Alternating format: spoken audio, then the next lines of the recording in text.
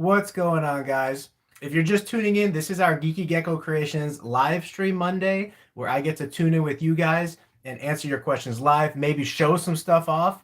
I'm on a very needed break right now because I've been doing tax stuff since before yesterday, but all day yesterday, all day today, and also keeping up with some of the other cleaning and stuff that needs to take place. So I wanted to stay consistent with the live stream, but just relax and have some food at the same time. So I'm going to turn the brightness of this light down just a smidge so it's not blaring in my eyes real quick. Hey, what's up, Serena? Yeah, all is good. We're at the point right now. I've been waiting for this point. I've just been holding on to everything, building the company so that I can make this sustainable. We're now at the point where we're starting to release geckos and sell some geckos, and it feels really good that I don't need to worry as much anymore about finances and bills and those kinds of things. I've never paid myself. I've never taken a dime from the last year or year and a half that I've been doing this full time. My goal is just to take care of the company like a baby and to see it grow. Carry some of the best quality geckos for the best quality pricing I can give. And so that's the goal. We have a show next month in April, and we have a decent amount of eggs in the incubator. We're incubating for a lot of males this year, so we'll get them hatching more quickly than females take. So what's going on, everybody? Martian, Serena, Max. Yeah, leopard gecko clutches are really exciting. I think leopard geckos are going to be on the rise for the hobby of reptiles. Maybe the last 10 years, leopard geckos were like kind of stagnant because people weren't making a lot of content and promoting them to the general masses as much as we could have been as a hobby. And by we, I mean the people that were doing it, because I wasn't in the hobby for the last 10 years. But that's been my goal since I came in like 3 years ago, was to make content, bring the communities together, and promote these awesome animals, because leopard geckos are probably my favorite lizard, probably my favorite reptile. Now, I really, really love really cool reptiles that are more dinosaur-like, like Komodo dragons and those kinds of things. But like, think about this to yourself for a second. If you could only keep one reptile in the entire world, just one, what would it be? And you could even leave a comment. Jellybean's doing good. Man, I messed up this year, guys, and I'm going to make a video on it. But at least I think I messed up. So you guys know that we run ambient temperature in our gecko room. Well, I was seeing like one regurgitation out of every like few thousand meals. Like, it was very, very low. But being the perfectionist I am, I didn't want to see any regurgitation. So I upped the heat in our room. And the leopard gecko room was staying at about 88 degrees at night, and it was jumping to like 95 degrees during the day along the hot wall. So it wasn't like 95 necessarily in the room, but it was probably like room temperature. It was probably like 92, 93 air temperature. And I think that was too hot for the female leopard geckos, because this is a common problem when breeding reptiles.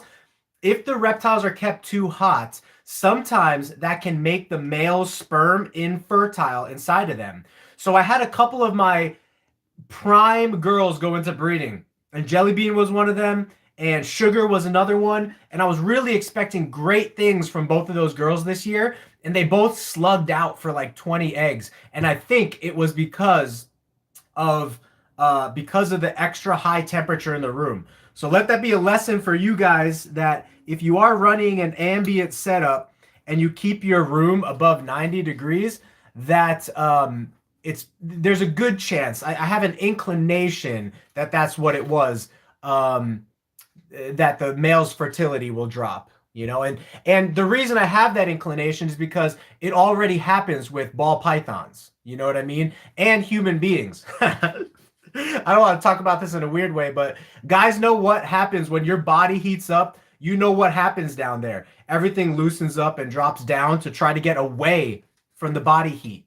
Because even in mammals, sperm fertility is heavily based on controlled temperature, And so apparently so, even with leopard geckos, And you might say, well, they're from the Middle East where it gets 120 degrees. Yes, but no matter where you go on this planet, if you dig underground, you will hit about 70 to 80 degrees no matter what. So, and I'm not a geologist, but I mean, most articles that I've read about on this topic really talk about the equilibrium temperature in the earth when you dig like 6 feet down or a couple feet down, you know. So, okay. Can anyone guess what I'm eating? It's my favorite Chinese meal. Shout out to my mom who gave it to me. As you can see, today is my birthday. I've just been so busy, I haven't even been able to focus on it. And as you get older, you know, you tend not to focus on it. But I am 34 years old today. Whitney is at Zumba class. And then when she comes back, we'll probably maybe like watch a movie or something. And then I got a bunch of reptile stuff to do tonight. I got to check for eggs, which is good. So I should be getting a lot of eggs on my birthday. So thank you guys for the birthday wishes. We have a lot of eggs in the incubator. Both incubators, the male and female incubators, each has like maybe 30 eggs inside of it right now. And then we have lots of more females that are laying eggs. We do have about 5 geckos for sale right now. If anyone's interested, I'm just telling them to text me because I haven't updated my website yet. So yeah, I don't feel young though. 34, I must feel like I'm 53. I say that now, but I'm sure once I turn 53, I'm gonna be like, oh, this is so much worse. Anyway, beef and broccoli, my favorite birthday meal. My mom bought me 2 of them right now. She was helping with the taxes. So talking about taxes a little bit, you know, when you do decide to open up your own business and start filing taxes, try as much as possible to stay on top of your incomes and expenses as the year goes on. You know, I really didn't do that this year because I'm so busy. I put it to the bottom of the list and I was like, I'll worry about it later. But then when tax time comes, you have to input literally hundreds or thousands of pieces of information into your tax documents to get it all correct for your accountant. And I used to think that like accountants would be like scary and really expensive. But if you need a reptile accountant, let me know. We have a ball python breeder that is a actual accountant by day trade. And last year, he charged us $300 to do our taxes. So I gave him all the paperwork he needs. He does our taxes, and he got back for us $3,000. So it sounds like a small price to pay, right? $300 for $3,000 back. He's really on top of his stuff. He's a fair guy. He will tell you what the right thing to do is. And even though like some accountants might not, like you might be able to sneak some stuff by accountants or try to get some extra write-offs and whatnot.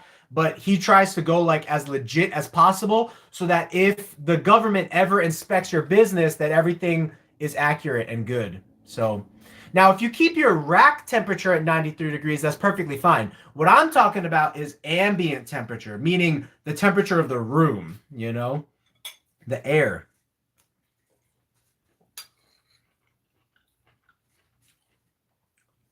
Man.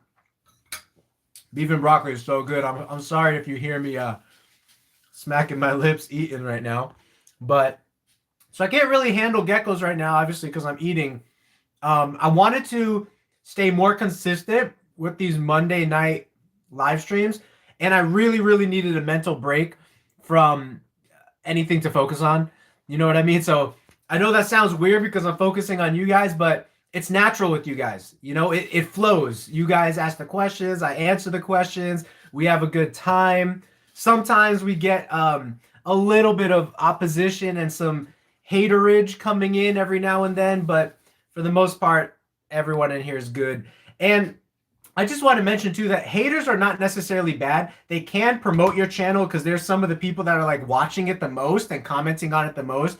So please, as much as possible, don't get into it with the people. Like, don't be like cursing at them and cussing at them, especially on our channel here, because I try to keep it as like, you know, family and kid friendly as possible. Just deal with them in the same way I do. Like if you can, you know, if you're starting to get upset, you know what I mean? It's okay. At the end of the day, people are going to have different agreements and see things differently. But if you're confident in yourself, what you bring to the table, the value that you bring to the table, you don't have to like try to prove yourself to somebody all the time. And I know that's difficult because like a lot of the comments that I get from these guys, I want to prove to them that I'm not what they're saying I am, or that I want to prove to them that they're not seeing something correctly, or their perspective is off, or I just want to prove to them that sometimes people have different perspectives. But at the end of the day, argumentative people are going to be argumentative. They're not there to like listen or have relations with people. They're just there to, you know, be problematic. It's just that's their mind is made up. You know what I mean? So ambient temperature works like this. Let me.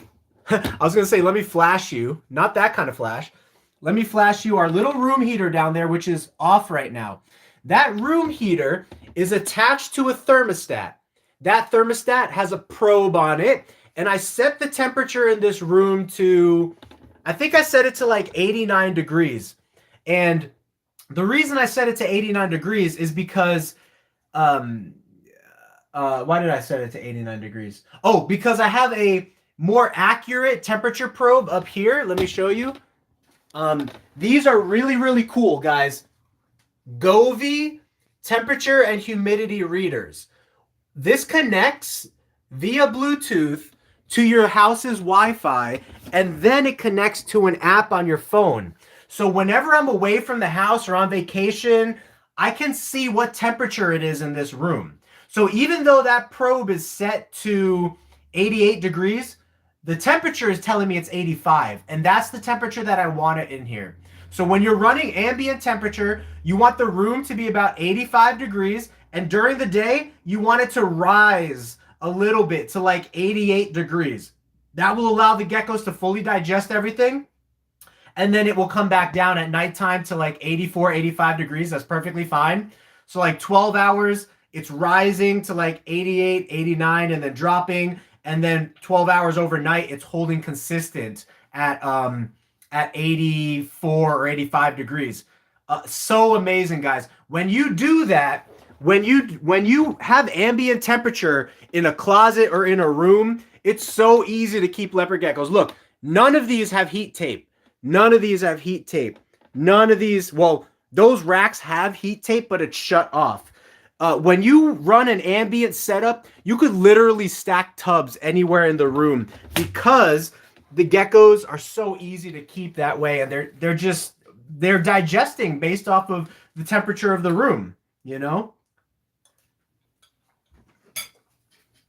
And when I'm working in here, this is the most important thing for ambient room temperature, a fan. So as you can see, we have a ceiling fan, which I shut off right now, but normally that fan is always running on high. The reason is because similar to an incubator that's meant to hold heat, what happens in an incubator when the incubator is heated? All the heat rises to the top of the incubator. So the top of the incubator is really hot, and then the bottom of the incubator is really cold. When you have a fan, it heats everything equally. And I used to hate warm rooms, but since, you know, since working in here and doing ambient setups, I've kind of like trained myself to like live in hotter environments or be more comfortable in hotter environments, so that when I go into the rest of the house, it feels cool to me when it's like 78 degrees, when normally that would normally feel hot for me. I used to need to be like 72 degrees. So, Womack, let's see. I missed some messages here. So, Peacekeeper. Thank you, Apex. I appreciate the birthday wishes. Why I worry about it, my temp being at 93 is a surface temp. How do you place your temp probe? Can you deep in on how your heat is set up? So if you are running a temperature probe, for example, we used to run a temperature probe. What you'll do is I'll just show you here real quick. Let me pull this gecko out. So if you're running a temperature probe, the probe will go from your thermostat, and then you will tape it to the heat tape that's sitting in the back of your rack. You don't want to tape it to the inside of the tub, because fluctuations are going to occur. You'd rather know what the temperature is on the heat tape, and that will be your on-off switch. And then if it's too low, you could up the temperature. So when we set our heat tape here to about 93 degrees, the bottom of the tub, you know, the bottom of the inside of the tub, we use a temp gun to shoot the gun and read the temperature. The bottom of the tub is only like 88. So we up our heat thermostat to 95. When we up our thermostat to 95 or 96, that's when the bottom of the tub in the back is generally around 90 degrees. And you're going to get some fluctuations. Fluctuations are okay. You know, some parts of that back row might be heating to 100, perfectly fine. Some parts of that back row might be heating to 90, perfectly fine. All of that is perfectly fine. There's no way to really perfect it. There's always going to be a gradient because we are in an imperfect world, working with imperfect products, working in an imperfect situation. So, if you're a perfectionist like me, learn to give up perfectionism for the sake of productivity. Mark Cuban from Shark Tank says this all the time. Sometimes perfection is the enemy of progress. I'm a perfectionist, so I try to do everything as perfect as possible. But at some point, I have to tell myself, okay, pull back, stop, retreat. You know what I mean? So, thank you, Ashley, for the birthday wish. And Gary Womack, happy birthday. Hope you have a good one. Really helping me with my journey and getting started. I've been looking forward to a live. Yeah, I really wanted to bring the lives back more consistent.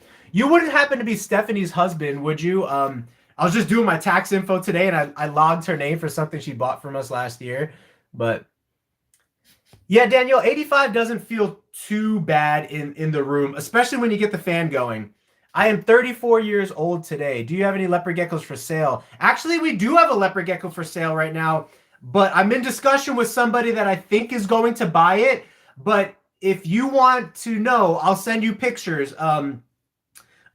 Text me at 480-299-7657. So that's the best way to reach me right now for buying stuff. So again, it's 480-299-7657. We have a Black Knight for sale that is a level 7 out of 10, and we're selling her. She's almost breeding size. Well, she's 5 months old, but she's a little bit on the smaller side because sometimes that happens with Black Knights and her mom is small. But I still think she'll be a perfectly fine breeder. But she's 7 out of 10 quality. She's 5 months old, and she's $750.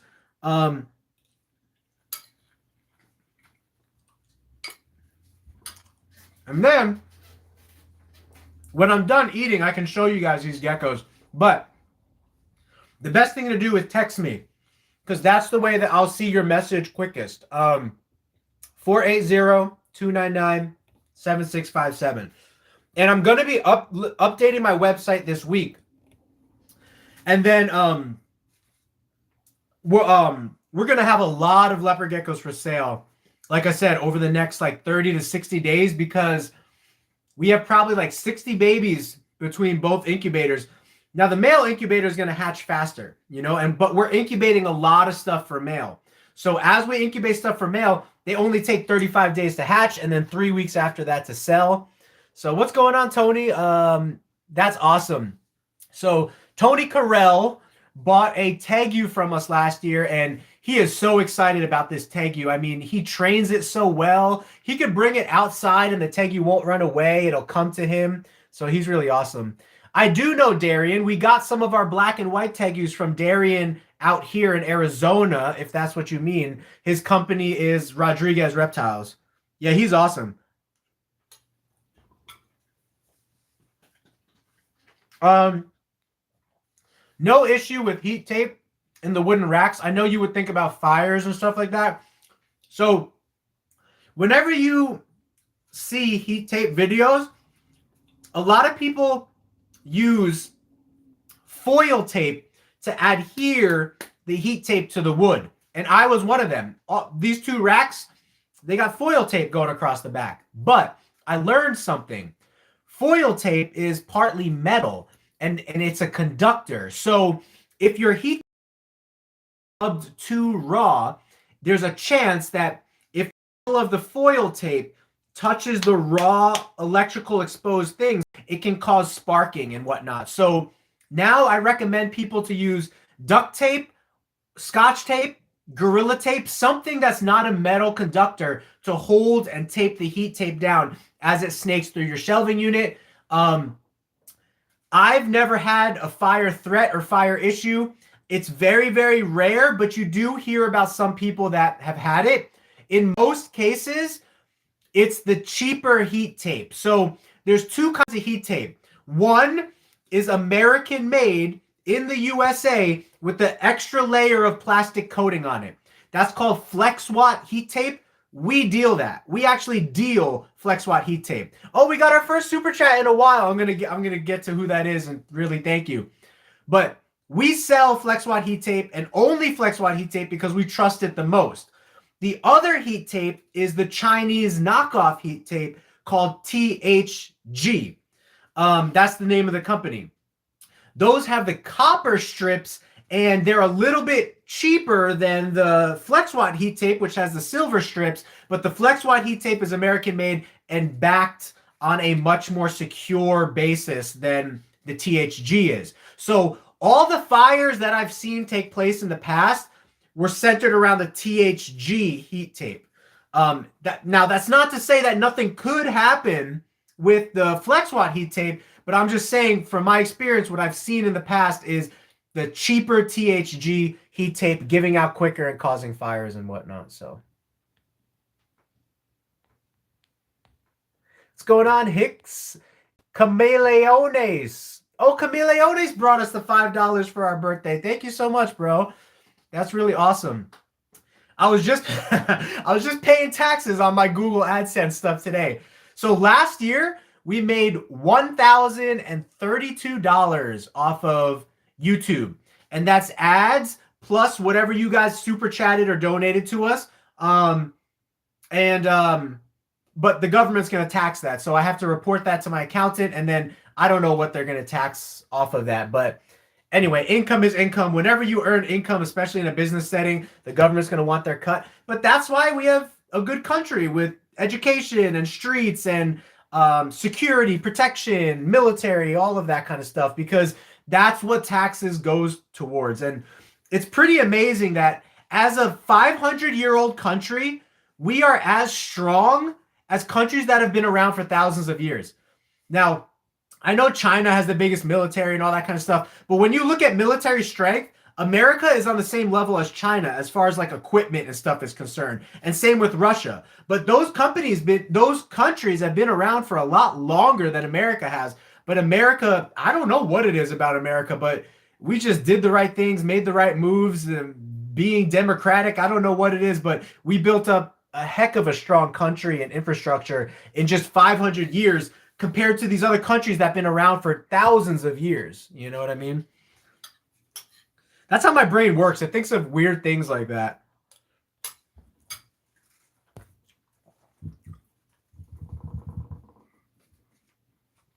Yeah, building racks. So I'm still going to build my own racks. I'm hearing really bad things right now about the time that it's taking to get in professional racks. So you buy a rack, they give you a quote. It's a couple months later. A couple months goes by. They say, hey, we're going to need a couple more months. A couple months goes by. They say, hey, we're going to need a couple more months. Some people are not getting their racks until 9-10 months after they ordered it. So check out our video on how to build your own rack and use that creativity to figure out how to build your own rack. And we go step by step how to do it. But not only is it cheaper, but it's immediate. And so, that's the way we're going to go. I actually need to build like 2 or 3 more racks right now. I've just been so busy. The tax season is a huge weight off my chest. Now that all of that is done, I can get into other things that I need to, like preparing the Tegu cages, because the temperatures are almost good here where we're going to start putting the Tegus back outside. And then I'm going to have to prepare Tegu food, add their care and my observation of them into my daily routine, because for now they've just been sleeping in the garage. I got so much I need to do, guys. So much. I need to build a crested gecko rack. I need to build another ball python rack. I need to build another leopard gecko rack. We need to worry about the tegus coming out of brumation. I have to breed all of the geckos, pull all of the eggs, sell all of the babies, yada yada yada. It's a lot. It's a busy time right now, but it's totally worth it though. So, I mean, I get to work with reptiles, you know, and instead of working my butt off for somebody else's company, I get to work my butt off for myself. And I'm extremely motivated because I know, okay, if I push myself really, really hard, I should accelerate the success that I see. And so that's why I really push myself every single day. I was up till 5 o'clock in the morning last night doing tax stuff. And then all day today, I woke up and was doing tax stuff. The night before, well, we had church, so I actually went to bed early, 3 o'clock in the morning. The night before that, I went to bed at 6 o'clock in the morning. And you're like, Frank, what are you doing during the middle hours? Well, leopard geckos breed best at night. When you're in a room like this that has daylight during the day, I need to breed them at night. I need to see every gecko get a lock. I don't like just dropping the gecko in, forgetting about it, and coming back to the next day. I watch that gecko get a lock, move on to the next gecko, move on to the next gecko, and I do that over and over again for 300 girls this year. And then we have to pull eggs. So each girl lays 10 times, and she doesn't lay at the same time each time. So you're checking her every 2 weeks. Within like a 3 to 4 day period, you're checking every single day.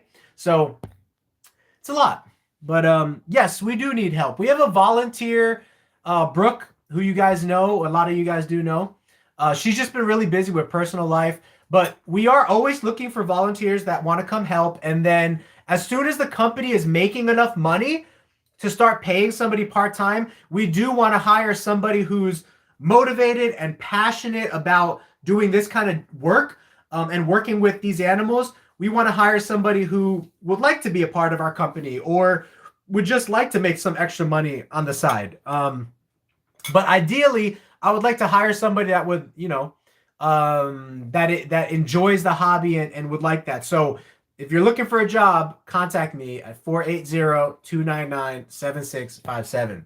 I can't pay anything right now, but in the future, when we are making money, I can at least be a little bit more competitive and maybe pay an hourly pay or a rate, right? Like, okay, here's $20, clean this rack kind of thing. You know what I mean? Or do this to the tegu cages and I'll give you this amount of dollars until we're really, really making a lot of money with the company. You know what I mean?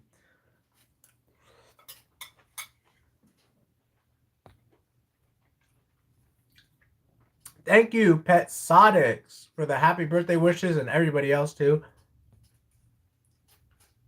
How many geckos can you sell before somebody says you have to pay taxes? So Zelle and PayPal and all that kind of stuff, they want you to record. They're supposed to record anything that's over $600 accumulatively. So if you sell more than $600 worth of animals a year, you're supposed to be paying taxes on that. A lot of people don't pay taxes. A lot of people avoid it, but me and my business partner didn't want to do that, especially since we're pumping a lot of money into the company. We're expecting a lot of money to be coming back to the company as time goes on, and you don't want to be on the bad radar of the government. So if you're kind of doing it as a hobby and just selling things here and there, you don't need necessarily to go the recording and tax route. You can. I mean, there's a lot of really good write-offs when you do your taxes. So, for example, this is just an example. This year, the company is in $38,000 in the hole. So the company made, I think, like $15,000, but then our debts, the expenses of the company, the investments that our company made was like $60,000. So that came to a baseline of about negative $40,000. So think of that. Our company this year, Geeky Gecko Creations in 2021 was negative $40,000 in the hole. That $40,000, I can write off all of it because I own a business and taxes. So and I don't really know exactly how this works, but ideally this is the gist.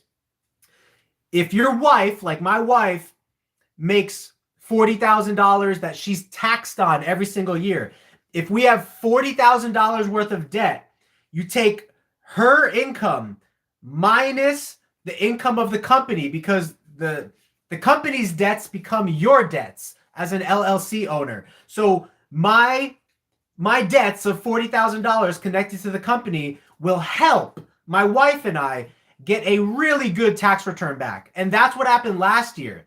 Last year, I think we had like $80,000 worth of debt to the company, and we had $70,000 of income between my wife and I, and we got back $3,000 from the government for our taxes. So this year, we're hoping the same thing happens. Somebody just gave us some more money right now, and that's really cool. I plan to do more videos as I become more knowledgeable as well on taxes and making your business official. But what I'm also going to do more videos on is how to create a YouTube channel. There's actually a structure, there's a rhythm, there's a tactic to creating a YouTube channel and getting that momentum going. And I would like to share that with people, for people who are looking to make a YouTube channel or a business channel, you know? So can we give credit to the Leos in the background trying to be part of the live? Yeah, they always be scratching and all that kinds of stuff. I love leopard geckos. Look at them. They're just always scratching, so observant, you know, so on top of it. When you come in the room, they know, you know. They're amazing creatures, and that's why I'm really excited to be promoting them in the 2020s, so that we can get leopard geckos back on the rise and see them more popular again at pet shows, pet stores, online YouTubers, and small reptile businesses, you know?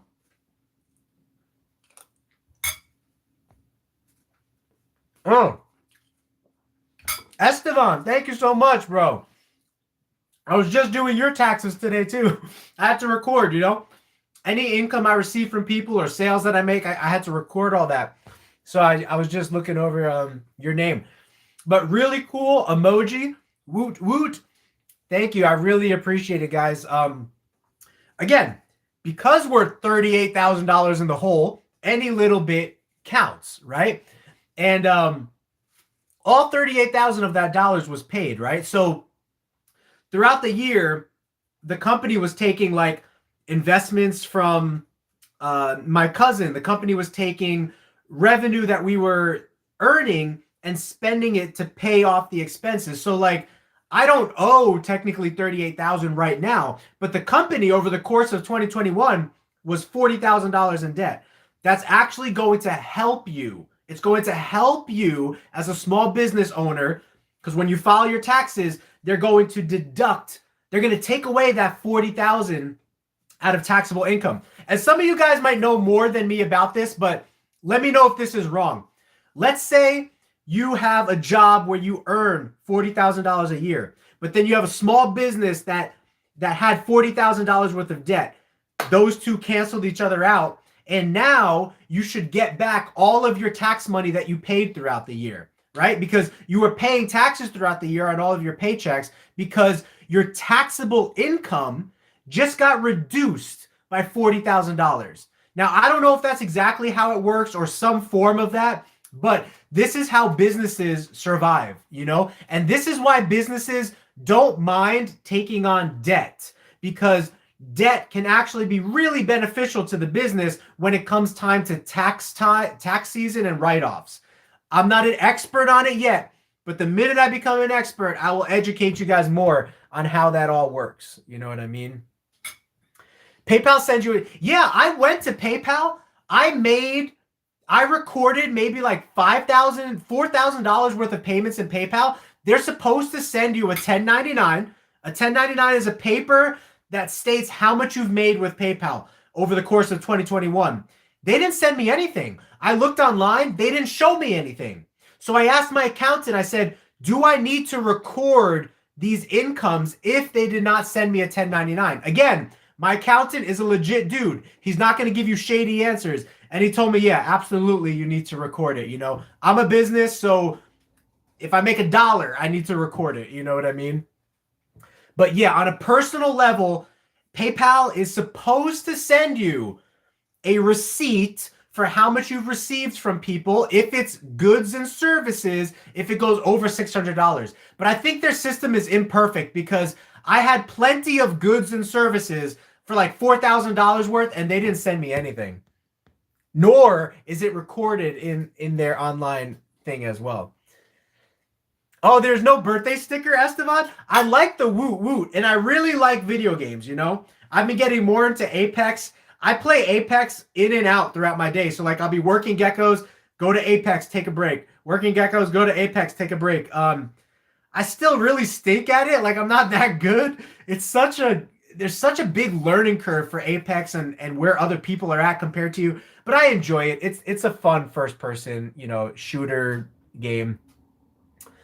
Listening while working, gaining knowledge. Oh, that's great, Stinger. Yeah, I listen to podcasts all the time. If you're looking for good podcasts, Trap Talk. MJ Trap Talk. He only has like 4,000 or 4,500 subscribers, but he brings some of the biggest names in the reptile hobby to his podcast. Justin Kabelka, Mutation Creation, Royal Canadian Reptiles, so many big breeders in the ball python world, but now he's also starting to do geckos as well. So even a $300 gecko is a write-off, correct. Yeah, if you buy a gecko, that's a write-off. If you're recording that for your accountant. And I think you have to be a sole proprietorship or an LLC to get the write-off. I think. Correct me if I'm wrong. But that's the benefit of a sole proprietorship versus LLC. And I'm no expert on this, but LLC is a little bit more professional. It's for people who might be working shows, people who might be coming in contact with the public, people who might have employees, because an LLC protects you from lawsuits a little bit. Not completely, but a little bit. A sole proprietorship does not protect you from lawsuits at all, right? You hand a snake to a kid, the kid gets bit in the eye, and that family wants to sue you. A sole proprietorship offers you no protection. A LLC offers you some protection. Some scenarios are covered, other scenarios are not covered, you know? So anyway, there's a little bit of a tip for you.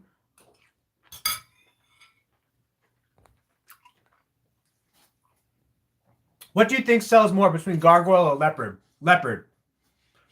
I think leopard geckos are still the #1 selling lizard in the world. Even above bearded dragons, potentially. Bearded dragons are pretty high. But the care requirements for bearded dragon is much more expensive. So I think leopard geckos still might have the most sales per animal, per category. But just because leopard geckos have the most sales does not necessarily make it a great market for you to start a business, because it's extremely competitive. When you get into the market, you're competing against people that own the market, you know? Geckos, etc., suburban geckos, urban reptile, people who have been in it before you, that have established clientele. You have to develop your own clientele in a way. You have to promote yourself and get yourself out there and bring value in a way that these other companies are not, which is why we like to focus on content, social media, promotion, for 2 reasons. Number one, I love to do it. I would be doing it if we only had 1 person in here right now, but we got 23 people. Shout out to those 23. Can I ask for something on my birthday? I heard it's good to get likes on these live videos. I see that 7 people have liked it. We have 23 in here right now. Could I just ask for a couple likes on this live stream? I want to try to get 34 likes before the end of the live stream for my 34th birthday today. But anyway, thank you. I see the likes going up. Appreciate it. Shoot, I always do this. I distract myself and then I forget what I was talking about. I'm sorry. Gargoyles versus leopard. Gargoyle and crested geckos are on the rise right now, but they take longer to breed. They take longer to raise. They are, yeah, they're slow growers. It's just a different lifestyle. It's a different setup. I think leopard geckos are way more popular still, but you have a lot more competition. So you have to do something different to make yourself stand out. And leopard gecko sales are mediocre, you know? When you sell a $300 gecko, think of this just for a second. Indulge me for a second. Let me see. I don't have my calculator. 300, 2 zeros. Is it 30,000?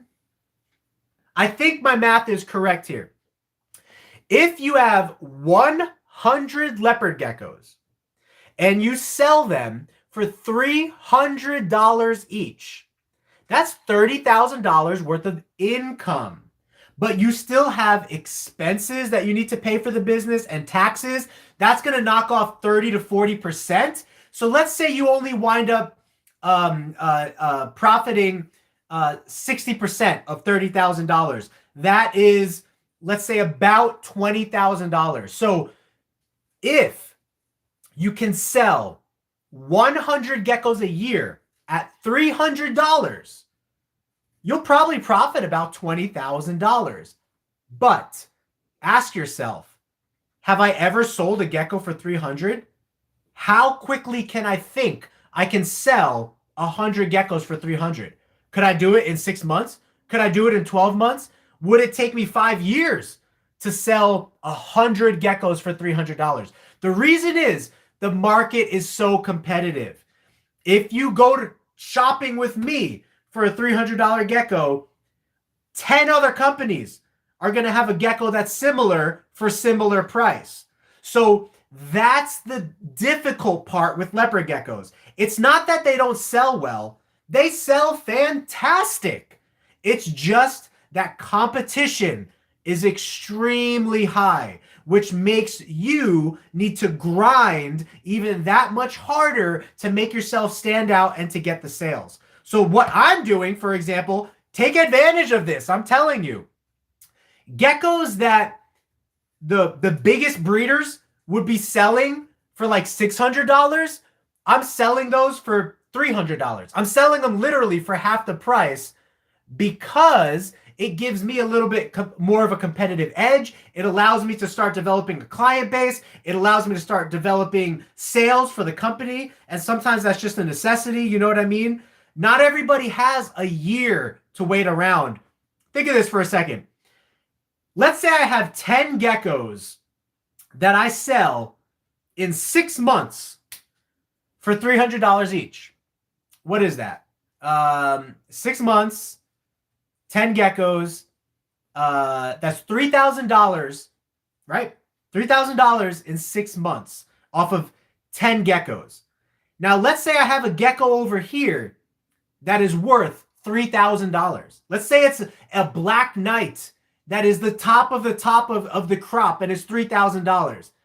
But let's say it takes me a year to sell it at $3,000 because there's other people in the market that have a black knight for $3,000, and it's, as a newer breeder, it's hard for me to sell this gecko for $3,000. But I eventually do 12 months later. Who made more money quicker? The 10 geckos that sold for $3,000 in 6 months, or the one gecko that sold for $3,000 after 12 months of cleaning it, feeding it, marketing it, answering people's questions, getting denied by people, people not buying the animal, people blowing you off, people, you know, not, you know what you get what I'm saying. At some point, cutting your losses actually turns into a profit.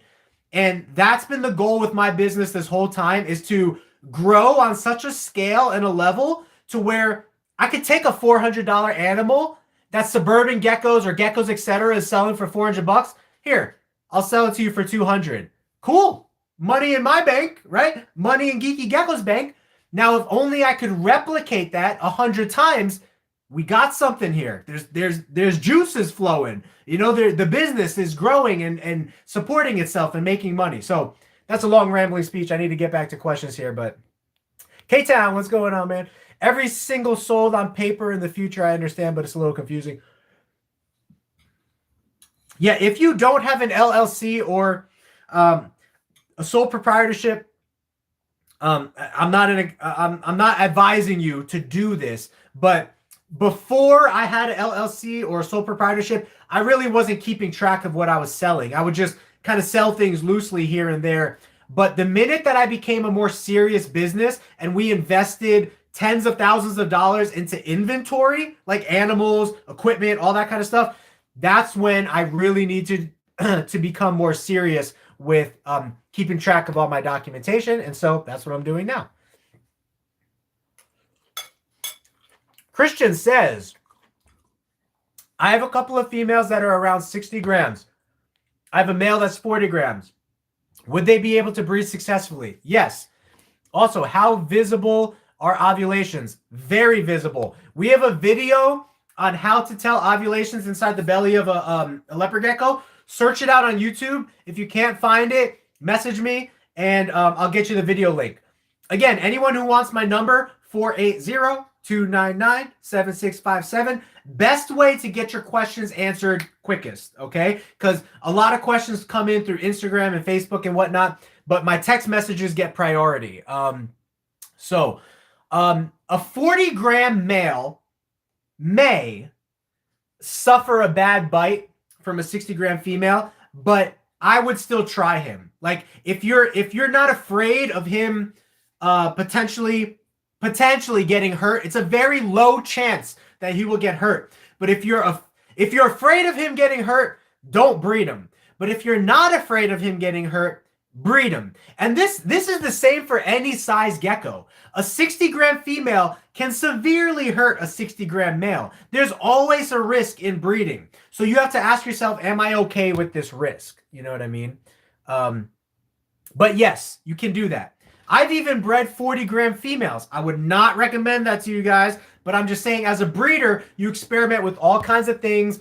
I know how to keep the gecko alive and get it eating well and feeding well and getting nutrients into his body and different things to try if it goes off of food. Because at 40 grams, a female is very on the edge of potentially depleting too much, supplies getting stressed out, and potentially she could die. You know what I mean? But when leopard geckos first came into the hobby, I heard that we were breeding them at 35, 40 grams anyway. But now geckos are a lot bigger, so we tend to breed them more in the 50s to 60s. But I wanted to experiment last year. I bred like 10 girls that were like 38 grams to like 44 grams, and they all did fine. They made clutches for me. I did have to keep an eye on some of them, but my experience level was able to help me know when not to repair them, how to get food into them, different ways to try to get food into them if they're stressing out and kind of going off of food. If you're new, I would not suggest that. I would wait till the female's 55, 60 grams, you know? Yeah, that's the really cool thing about leopard geckos. Their ovulations are really easy to see. So on YouTube, search Geeky Gecko Creations ovulation video. We have a video that's really great, and we show you lots of different geckos as well. Sometimes ovulations are small, and it does take a second to see it. A lot of times, ovulations are big, and you see them right away.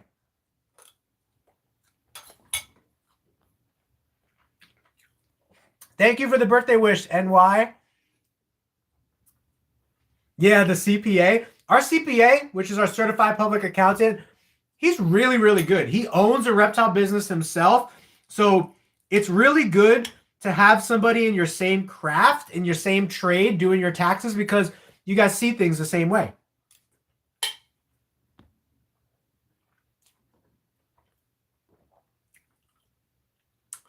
Nice, yeah. PVCs or build your own rack. We have a video on how to build your own rack. It'll save you lots of money. Desert Dragons just bought a really nice leopard gecko from us, so we'll see her next weekend. She's going to be here to pick it up, so really great to see you again. Thank you for the birthday wish. Yeah, in my opinion, LLC is better than sole proprietorship, but you could always change from sole proprietorship to LLC. And I'm just a novice. Honestly, when it comes to businessy type stuff, I'm a novice. When it comes to like reptile stuff, I'm you know, not to sound prideful or anything, but I'm pretty comfortable with reptile stuff and my experience in that realm. But businessy stuff, accounting, legalities of lawsuits and getting sued, and what is it? Brand protection, trademark protection, all that kind of stuff. I'm just like at the forefront of my knowledge of that. I don't have a lot of experience in those realms, but obviously we have an LLC, so I know something about it. We have a website, so I had to teach myself how to make websites through something called WordPress, you know? So when you want to make a website, that's another thing I'll make a video on. When you want to make a website, there's the easy way to do it, which is through a system called WordPress, which is like drag and drop. It's like, oh, I want a text box here. I want an image box here. Now, it's still hard. You still have to I spent dozens of hours learning how to use WordPress, but it's not as hard as coding. Like, what the heck? I don't even know what a code is. How does a code translate into a picture or something like that, right? So coding is the old-fashioned way of building websites. It's supposed to be like more secure and more professional, but most small businesses go the WordPress route just because it's possible, you know, and coding is like impossible for your average person who doesn't know how to code.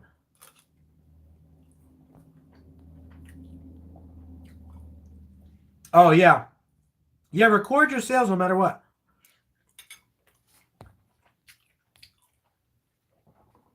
Self-employment, that's what I mean. Grab a record book, record it no matter the price. Self-employment, with that, can that fall under? I think it can only fall under self-employment if you have an LLC or a sole proprietorship. Again, don't quote me on that. I'm not an expert. But to get those write-offs and those tax benefits, I really think you need what's called a EIN, right? EIN, employer identification number. So like when you own a business, like Geeky Gecko Creations has its own social security number. That's called a TIN or an EIN. It has its own social security number that's linked for tax purposes. Frank Casalina, who was born March 14th, 1988, today, 34 years ago, has his own social security number that links him to the taxable system. Somebody else just donated $10. Thank you very much. That's really awesome. I did not expect super chats, you know. It's been a while since we got some super chats, you know. They're not as common in Leopard Gecko live streams, but then again, Leopard Gecko live streams are not that common to begin with. Most live streams are ball pythons. And in the ball python world, those guys make like hundreds of dollars per live stream on super chats, you know? And I'm not somebody who like likes to like bring it up too much or ask, you know, because I don't want to sound like greedy or anything. But every little bit helps. Like the $35 we just made right now, that's totally going to help our bills, our expenses, our operations cost of everything we got going on here. Just in food alone, we spend like $3,000 a year on mealworms. Now, thankfully, this year we acquired a sponsorship with Rainbow Mealworms that is sponsoring our mealworm purchases or part of our mealworm purchases. So that's really cool. Shout out to Rainbow Mealworms.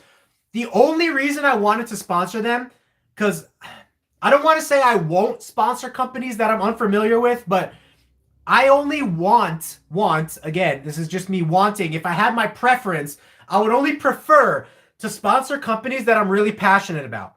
And Rainbow Mealworms, I'm really, really passionate about. I've loved them for a long time.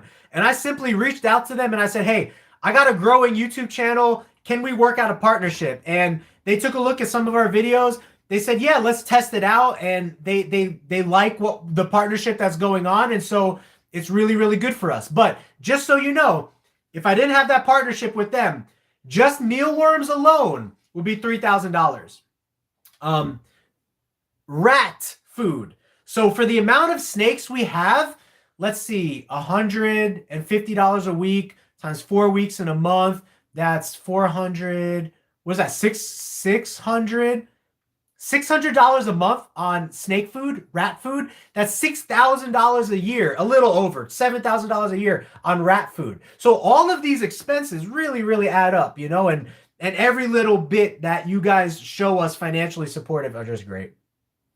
But yeah, we are starting to get more into gargoyles as well. But leopard geckos, I feel like is always going to be my heart, my passion, and what we're number one at. You know, like known for and quantity. You know. Thank you, Will, for the birthday wish. A long life and a bigger fam and be fortunate. Thank you very much. Yeah. Here's my goal.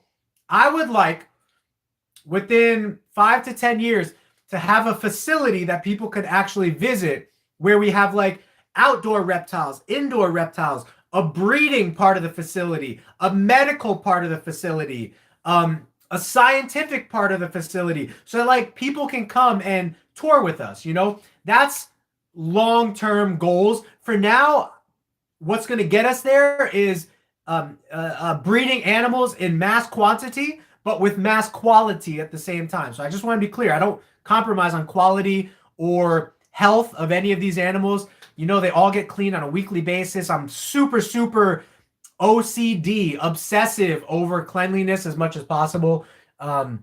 Shout out to my wife who really helped me these last 2 days. She cleaned 6 rows of geckos. Check that out. She cleaned all of that top to bottom. She cleaned all 3 of those top to bottom. She cleaned 6 rows of 6-quart tubs in 2 days. That's amazing, actually. That's pretty good. That's more than I can do sometimes because of everything else I'm doing. Sometimes I only get 1 row of tubs done a day. And then I have to like make up for it the next day or something like that, you know? And that can get pretty crazy where you fall behind and whatnot. But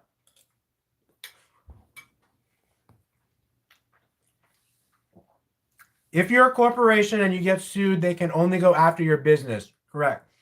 Sole proprietor can be sued, and the person suing you can go after all your personal stuff. Yes. And LLC is a type of corporation. I don't know if I'm saying that correctly. Like your LLC, I believe you could still use that term with it. An LLC is a type of corporation, but it's not as protective as like the companies that you might know or work for. Like McDonald's, Allstate Insurance, Geico, all of those big companies, they have a lot of layers of legal protection and whatnot, you know? And that's another thing too. If you have an LLC and you start hiring employees, you have to try to get workman's comp for those employees. And somebody might not even give you workman's comp if your company's not generating enough money. The insurance company might be like, we can't insure you. You're not making enough for us to insure you, or something like that. I don't know. I'm still new to this, but I'm just telling you guys all the expenses that are involved when you start getting into like a legitimate business and company. There's a lot of different things that can happen, but the more I learn about those things, the more I'll share, because I want you guys to be as successful as possible as well. You know, I'm pretty good at WordPress, making a website. I'm pretty good at YouTube, learning how to market and promote on YouTube. I'm pretty good at animal care, breeding and husbandry. I'm not so good at like tax information, legal information, accounting, trademarking, you know, like those kinds of things, you know what I mean? So I did think about breeding hognose. I really, really did. And I would, except 2 things. Number 1, the babies tend to be hard to feed. And my time is already stretched thin as it is. I don't have time to be force feeding 100 baby hognoses because they won't eat on their own. That's number 1. Number 2, they musk on you. And I really, really, don't hate me, guys. Don't hate me. For any of you guys who have colubrids, I hate, can I use that strong of a word? I hate musking. Any colubrid, garter snake, king snake, corn snake, hognose, they musk on you, which is worse than pee, worse than poo. It's like this acidic stain of a liquid stench that gets on you. And it's not even the smell that bothers me the most, but I am a OCD freak. If that hognose has some parasites or something and it's musking all over you, and then you're touching your leopard geckos, you're going to easily transport that to your leopard geckos or ball pythons or boas or anything else. And so animals that just freely musk and poo and release their bowels on you like that, I really stay away from those, because I'm super OCD about contamination risk, and I just, yeah, you get it. Yeah, Cresties are really popular at the shows now for the last 5 years, and leopard geckos kind of took a back burner to them. But I would like to see the reverse thing happen. So all you aspiring leopard gecko breeders out there, let's bring them to fruition.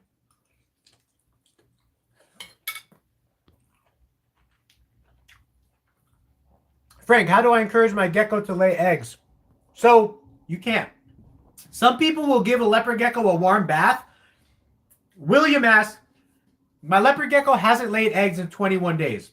That's 3 weeks. I've seen some females not lay for 4 weeks, 5 weeks, 6 weeks. The longest that I had a female not lay was 5 months. Think of that. 5 months. She had a big giant egg inside of her. I thought she might die. Last year, we lost a girl to egg binding. She was egg bound for 4 months and died. Those situations are rare, but can happen. What normally takes place is leopard geckos will lay every 2 to 3 weeks. If they don't lay by the 3rd week, some people give them warm baths. Warm baths never worked for me. It's very time consuming on an individual level, so I don't do it. But I recommend it to people because I've heard that some people have success with it. I'm old school. I make sure the girl has fresh water. I make sure she has fresh nutrients and food and a humid hide to lay the eggs in, and I leave her alone. That's it. Try not to bother her too much. Look for eggs every couple of days, while she's going through that process. That's my way of dealing with it. And eventually, she tends to lay them or reabsorb them, That's it. What advice do you have for her first time egg lays and hatchers? So,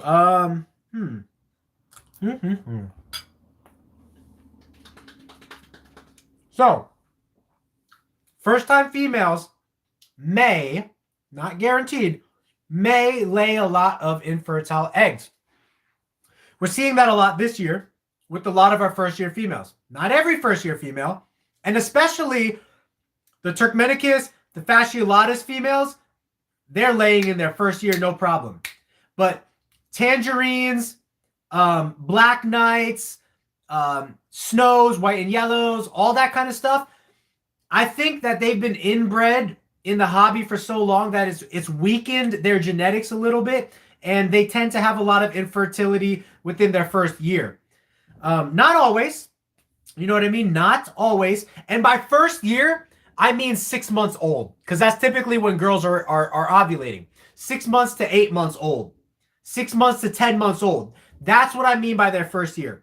I don't mean a 1.5 year old gecko that's laying for the first time. She has most likely already been through 2 cycles. One cycle that you missed earlier in her life, or she saved that cycle for after she was 1.5 years old, and now she's basically a veteran.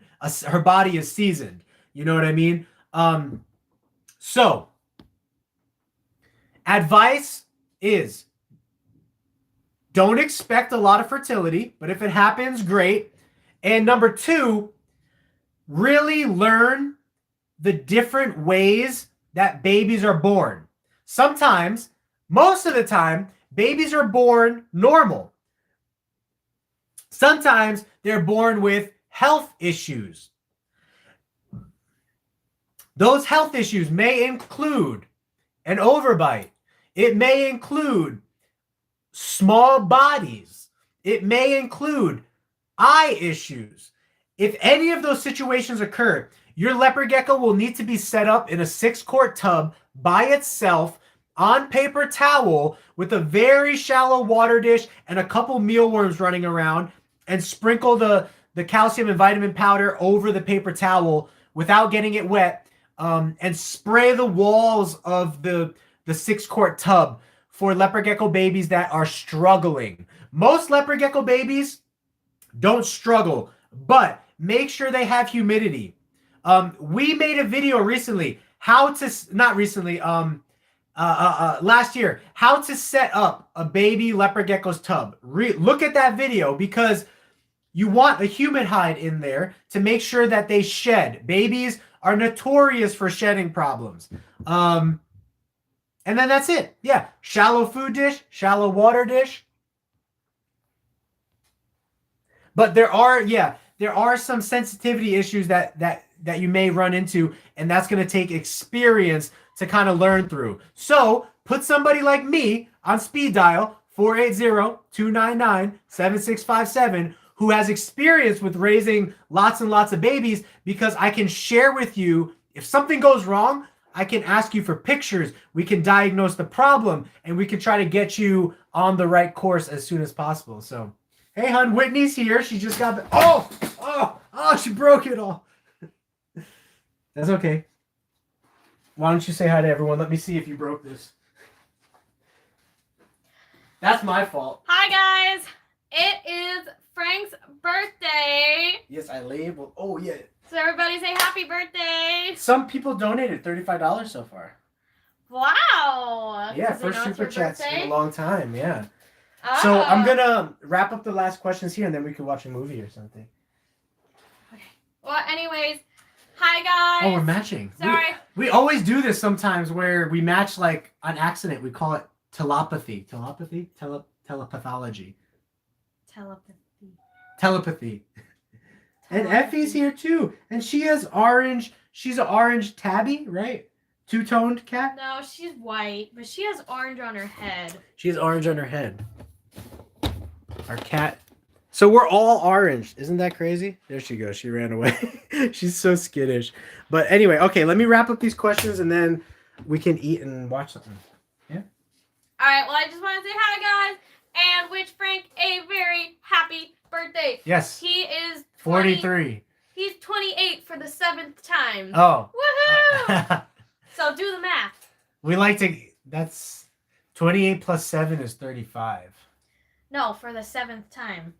Yeah, 28 plus 7. No, because you're 28 the first time. Okay. And the second time. 28, 29, 30, 31, 32, 33, 34. Okay, she's right. I'm 28 for the 7th time. Because she's 8 years younger than me, we have this joke about me staying 28 years old until she's within 2 years of my age. So she's 25 now. So when she turns 20... Oh, yeah. So you're within 2 years. So I can start aging as normal. I can turn 29 this year. Because you're going to turn 26 this year. I guess he's 29. Oh, no, I can't. We got to stay 2 years within each other. So, anyway. Let me wrap up the questions, and then it's really hot. I'm sweating. I need some water. All right. Bye, guys. Have a great night. Did I break it? Oh, you did, but I clamped it back into place. Oh. It was just a minor break. Whitney minorly broke the light. Is a blood times tremper a tangelo? So I've heard if you Google search what a tangelo is, it's basically a tangerine, like hypo albino, I think. I always connected it to Tremper line of albino, but I guess you could have tangelos that are bell and tangelos that are rainwater albino. But the Tremper albino will be the most popular tangelos that you see. So tangerine, hypo, and albino, if I am recalling all of that correctly. Thank you, OJH, for the $10 too, bringing us to a total of 35 so far for the night. Really appreciate that. Giant and super giant is usually over like 100 or over 110 grams. The reason I don't like the gram analogy is because you could have a short gecko that's really, really overweight, and you could call it a super giant, when in reality, it's not a super giant. It's just a small gecko that's overweight. Super giants, to me, should be long. They should be like 10, 11 inches and over 100 or 110 grams. The hobby is in debate over what a super giant actually is. Some people think it's recessive. Some people think it's line bred. Some people think it's incomplete dominant. Those are all very different answers. And so more research really needs to be done on what exactly is happening with the supergiant, and hopefully we can get like laboratories and scientific laboratories that are starting to research leopard geckos to do some genetic studies on it, and they could shed some light into that. What should I breed my male white and yellow Max Snow Eclipse? I would breed him to a tangerine. I would breed him to a tangerine het eclipse because you can get some really cool combinations out of that. Or I would just breed him to a really, really nice tangerine because you're going to get like some orangey snows that are bright because of the white and yellow, and het for eclipse. That's what I would do. Tangerine into that combo will be good. They must be 8 months to ovulate even if at weight. So leopard gecko females will ovulate sometimes at 6 months old, even if they're only like 40 grams. So that's when you as the breeder have to make your ethical decision of what you want to do. But it could also be experiential, right? So if I look at a 40-gram gecko and I see, oh, it has a healthy tail, it's just a little shorter than a normal gecko, but I think this gecko can go a full season without having issues, I'll breed her. But if I have a 40-gram gecko that's long and lanky and skinny, you know what I mean? Like if she's just not looking up to par for breeding, then I might hold off on her. You know, and that's me who has experience. If you don't have experience breeding smaller grammed geckos, it can be a little risky. So you might want to wait till they're at least 50, 60 grams. You know, the higher, the better. Jay looks, I know they want 1,200 for a tangerine. Yeah, tangerine tornado, man. We're going to have geckos as good as that tangerine tornado this year leading into next year. And we'll probably be selling them for like half the price. And you won't have to deal with Canadian importation, you know, so let me know. Keep up with us, yeah.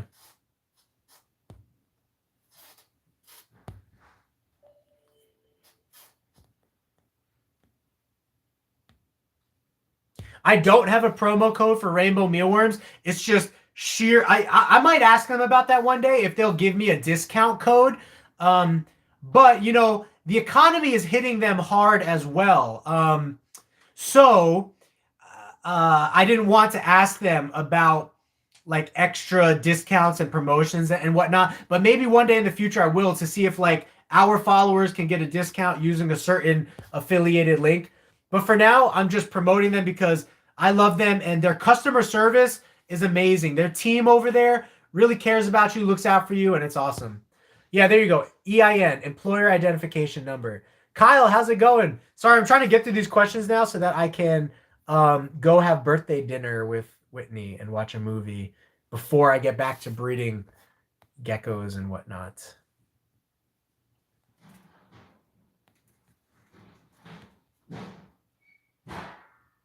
So yeah, so what should I breed my male? You keep saying YW. Do you mean WY? Like WY meaning white and yellow? Max Snow, I would breed him to a high quality tangerine. If you get a really nice tangerine and breed them into white and yellow, you're going to have bright oranges, bright yellows, bright greens if you have a tangerine emerine. And then you're going to have snow, which is kind of like dulling out some of those colors, and it's going to look really, really neat whenever you hit the snow version versus the non-snow versions. That's what I would do, a really high quality tangerine. So thank you guys for all being here on my birthday. I'm going to take my meal, and now that Whitney's home, I'm going to relax for an hour or two because it's been very busy last couple of days, and get hydrated, watch a movie, and then get back to work on the geckos. So I really appreciate it. Again, if you guys have emergencies or want to know what's for sale, contact me at 480-299-7657. I will be updating the website this week with whatever doesn't sell based off of conversations I'm having with people already right now. So not everybody buys, you know, so message me. Just because I'm in conversations doesn't mean someone's going to buy. So thank you, Crystal. The questions can wait. Enjoy your birthday. It was nice of you to show up. Thank you, Jonathan, Apex. I love you guys. I will see you hopefully next Monday for the live stream, or before then, if I'm able to do a spontaneous one. And then It's been like 2 weeks since I made a video, so I need to make a video this week too. Now that taxes are done with, ooh, big burden off my shoulders. I can make a couple of videos this week, hopefully edit them and get them up. So as always, if you have video suggestions, please drop a comment or even text me. So appreciate it. Love you guys. I'll see you in the next video. Have a geeky gecko great day. I had to say that for Apex. He's always reminding me. So love you guys. Talk to you later. Peace.